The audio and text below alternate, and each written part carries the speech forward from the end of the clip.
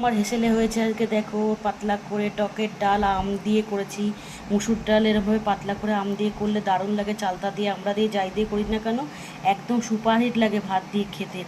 আর এই আলু ভাজা হবে, এর সাথে বেগুন ভাজা, পটল ভাজা, ডিমের অমলেট হবে, জমে যাবে খাওয়াটা, তাই না বন্ধুরা? কমেন্ট করো কিন্তু আম ডাল কেমন লাগে। আর করেছি দেখো অতি লোভনীয় গাটি কচু বা কচুর গাটি, তোমরা যাই বলো না কেন, দম বলতে পারো, রসা বলতে পারো, কারি বলতে পারো, জমিয়ে রান্না করেছে একদম। কত সুন্দর কালারটা এসছে দেখো বন্ধুরা, আর কি লোভনীয়। এই সময় কচুর গাটি খেতে আমার খুব ভালো লাগে। ওল কচু, মানে এই কচু, মান কচু, সব কচুই আমার প্রিয়। তোমাদের কেমন লাগে কমেন্ট করে জানিও। আর এই দেখো কতটা সুন্দর হয়েছে, তোমাদের একদম কাছ থেকে ভিডিওটা শেয়ার করছি। ভিডিওটা কেমন লাগলো বলো। আর রেসিপি যদি ভালো লেগে থাকে লাইক কমেন্ট শেয়ার করে দিও বন্ধুরা।